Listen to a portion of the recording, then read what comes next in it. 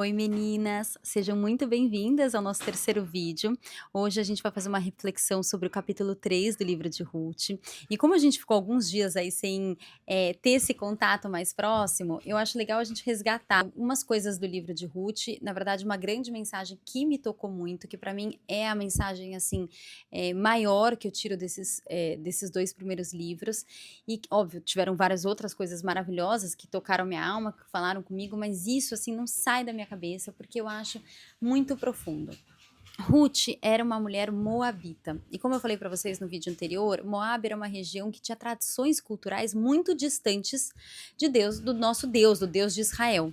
Então, era uma região que tinha muitos deuses, que tinha rituais muito longe do que a gente considera como de Deus. Era uma região que tinha muita guerra, que brigava com Israel, mas mesmo assim a gente está aqui hoje.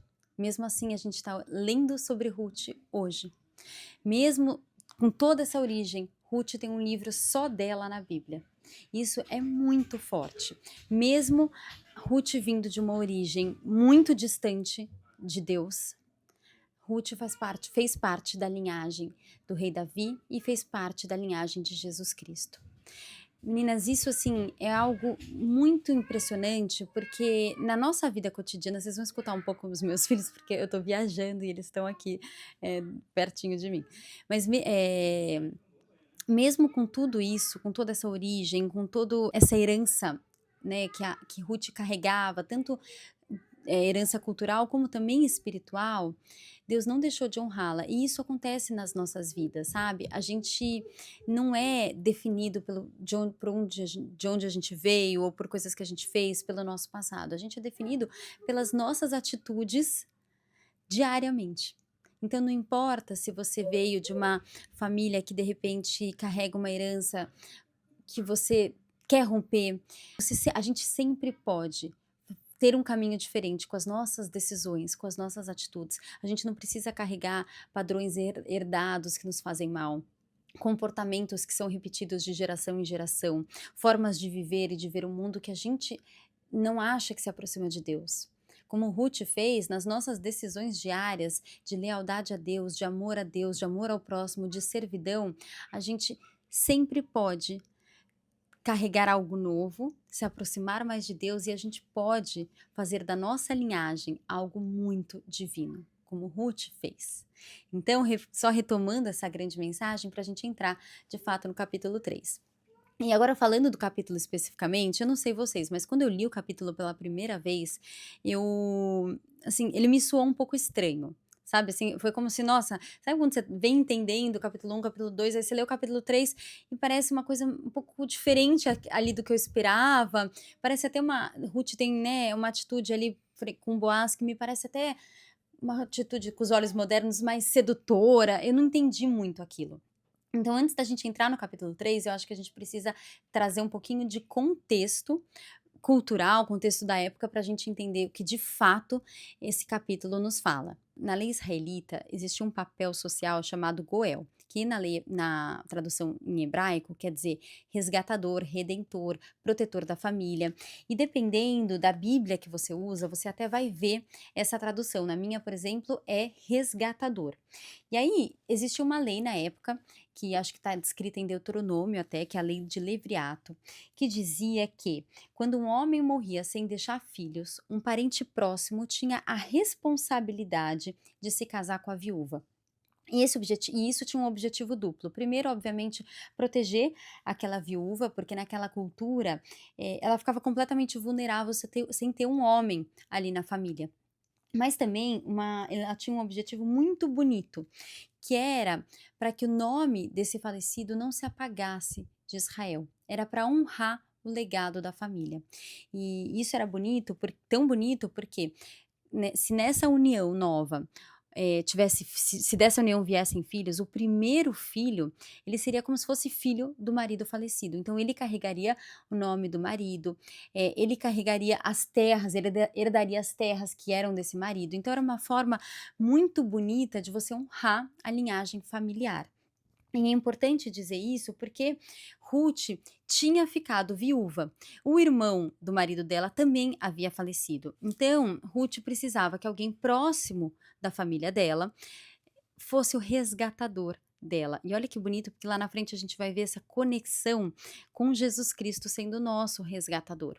Então, ela precisaria que alguém fizesse esse papel de Goel na vida dela. E um pouco mais para frente, no capítulo 4, a gente vai ver que existia até um parente mais próximo que acabou não escolhendo exercer esse papel, e esse papel sobrou para Boaz. E Noemi, que era mais velha, mais sábia, ela sabia muito bem, ela conhecia a lei. Então, ela ajudou Ruth a entender essa lei e ela que instruiu Ruth o que ela deveria fazer, porque lembra, Ruth era de Moabe, ela não conhecia a lei israelita como Noemi. Então, Noemi fala para ela: olha, vai lá nas eiras, que era um lugar onde ficavam os grãos na época da colheita, né? Os homens, durante a colheita, dormiam nessas eiras onde estavam os grãos. E ela fala: deite-se aos pés de Boaz, descubra os pés dele, e ali apresente a sua intenção para que ele seja o seu resgatador. Então, quando a gente entende né, esse contexto, a gente entende que não existiu nenhuma malícia naquele ato, naquele gesto, não existiu nenhuma forma de sedução como a gente enxerga no mundo moderno, e sim existiu a fidelidade de uma mulher à lei israelita, ou seja, a fidelidade de uma mulher a Deus, uma mulher posicionada novamente, que vai lá cuidar da família dela, vai lá honrar o falecido marido dela, pedir a Boaz para que ele seja o seu resgatador. Eu acho isso muito bonito. E algo que deixa esse gesto ainda mais bonito é porque quando Ruth pede para Boaz estender o manto dele sobre ela, ela usa uma palavra em hebraico que é a mesma usada no capítulo 2 por Boaz. Então, no capítulo 2, Boaz fala que seja ricamente recompensada pelo Senhor, o Deus de Israel, sobre cujas asas você veio buscar refúgio. E a palavra asas, em hebraico, é kanaf, que também significa manto. Então, quando ela fala para ele usar, cobri-la com esse manto, cobri-la com as asas, é como se ela estivesse falando: seja o meu Deus protetor, assim como Deus é meu protetor. Isso é muito bonito, porque a gente vai começando a ver cada vez mais as relações, uma relação entre a relação dela com Boaz e a nossa com Jesus. Jesus é o nosso Redentor. Jesus, me cubra com o seu manto, me cubra com a sua asa, que eu encontre refúgio embaixo da sua asa. E a gente sabe que tudo no Antigo Testamento aponta para Jesus. E essa história é mais uma forma da Bíblia apontar para Jesus. Então, Boaz, que é um homem, um parente próximo, um homem rico, que poderia escolher várias coisas, ele escolhe cuidar, ele escolhe proteger essa mulher que está desamparada, que está sem recursos, que está sozinha.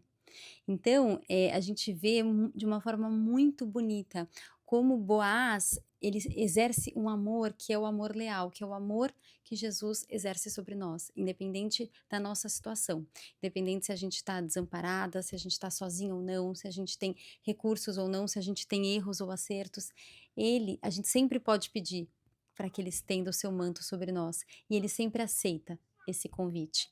E tem outro aprendizado que eu refleti assim lendo o livro e que eu acho que se aplica muito à nossa vida dentro dos nossos lares, é que assim, Ruth era jovem, Boaz era muito mais velho. Ruth poderia ter escolhido outro caminho para a vida dela, poderia ter buscado alguém mais jovem, poderia, enfim, ter escolhido outros caminhos. Mas ela decidiu, ela escolheu ser fiel à lei e ela escolheu seguir honrando o nome da família dela. E eu acho bonito isso, que mostra como Ruth era realmente uma mulher fiel. E, por outro lado, Boaz também. Boaz não tinha responsabilidade, ele não era o parente mais próximo. Mas mesmo assim, ele conhecendo o caráter dela, ele exerceu sobre ela assim, um sentimento de querer protegê-la, de querer cuidar daquela família. E eu acho que isso tem muito a ver com as nossas vidas cotidianas, porque pelo que me parece, a relação de Boaz e Ruth não era uma relação que nutria e preenchia interesses próprios. Ruth não estava com ele porque ela tinha interesses próprios e nem ele estava com Ruth porque ela preenchia interesses próprios. Eles estavam ali por fidelidade e por honra ao caráter. Então, Boaz sabia quem Ruth era, sabia do caráter dela e escolheu cuidar dessa família. Ruth poderia ter seguido outros caminhos, mas ela escolheu ser fiel à lei e fiel à família dela. Isso é muito bonito, porque quantas vezes a gente, às vezes, nos nossos casamentos, nos nossos relacionamentos, a gente pode acabar eh, errando e escolhendo coisas que nutrem apenas os nossos interesses próprios. Então, quando às vezes a gente tem uma situação difícil, a primeira coisa que vem em nós é uma sensação de resguardo, uma sensação de autodefesa. Mas a gente sempre precisa passar por essa sensação de autodefesa e lembrar, o que sustenta de fato um relacionamento, porque não é você se defendendo o tempo inteiro, não é você buscando os seus interesses próprios o tempo inteiro. Na verdade, um casamento ele perpetua em cima de fidelidade a Deus e em cima de caráter. E Boaz reconhece isso explicitamente, ele fala, né, "Este teu novo ato de bondade é ainda maior do que o primeiro, pois não fostes atrás dos homens mais jovens, ricos ou pobres." Ele entende o peso do que ela está fazendo. Eu acho bonito porque ele sabe que ela não foi até ele por interesse próprio, ela foi até ele por fidelidade. E Boaz a chama de mulher virtuosa, né, então, que é a mulher de valor, é a mulher de força, que é o mesmo título que a gente vê em Provérbios 31 que eu separei aqui para vocês, que é a mulher virtuosa, quem a achará? O seu valor muito excede ao de rubis. É aquele caráter que a gente constrói nas escolhas quando ninguém está vendo. É aquele caráter que a gente constrói no nosso dia a dia. Isso é o que nos faz sermos mulheres virtuosas. Aí uma outra coisa que eu anotei para falar também é que eu achei bonito, porque se você for ver, Ruth, quando ela chega a Boaz, ela não chega, num papel de vítima, sabe, assim, ela não se apresenta como: "Eu tô desamparada, eu tô precisando de ajuda, eu não tenho nada", pelo contrário, olha que ela quando ele pergunta quem ela fala de um lugar de identidade, ela fala de um lugar de posicionamento, ela fala: "Sou Ruth, tua serva". Ela olha isso, ela se apresenta pelo nome dela, pelo caráter, e ela não faz um pedido de vítima. Eu acho que isso é tão importante nas nossas vidas diárias, sabe. Às vezes eu acho que a gente se coloca muito num papel de necessidade, de vítima, de pequeno, enquanto Deus espera que a gente que a gente se coloque no mundo através da nossa identidade em primeiro lugar, através de quem nós somos. Gente, lembra, Ruth foi parar na linhagem do rei Davi, de Jesus Cristo, a gente tá nessa linhagem, então a gente precisa, eu acho, muito lembrar dessa identidade antes de tudo. Então, quando a gente está cansada, em vez da gente entrar num loop de vitimismo, a gente precisa lembrar: "Poxa, mas tem alguém cuidando de mim, eu tenho o meu redentor, eu tô coberta por esse manto". Assim como Ruth buscou esse manto ali em Boaz, eu tenho esse manto com Jesus. E se eu estou sentindo que esse manto não está me cobrindo por inteiro, deixa eu ir lá, me deitar aos pés de Jesus e pedir para que ele coloque ainda mais o manto dele sobre mim. Eu sou a mulher que escolhe a Deus, eu sou a mulher leal. A gente precisa ter esse senso de identidade muito grande. A gente não pode esquecer que a gente não está desamparada nesse mundo. A gente tem o nosso Redentor, a gente tem Deus que nos fez, que pensou em cada detalhe nosso, que planejou a nossa vida em todos os seus mínimos detalhes mesmo, né? Nas suas mínimas curvas, e a gente sempre pode recorrer a Ele.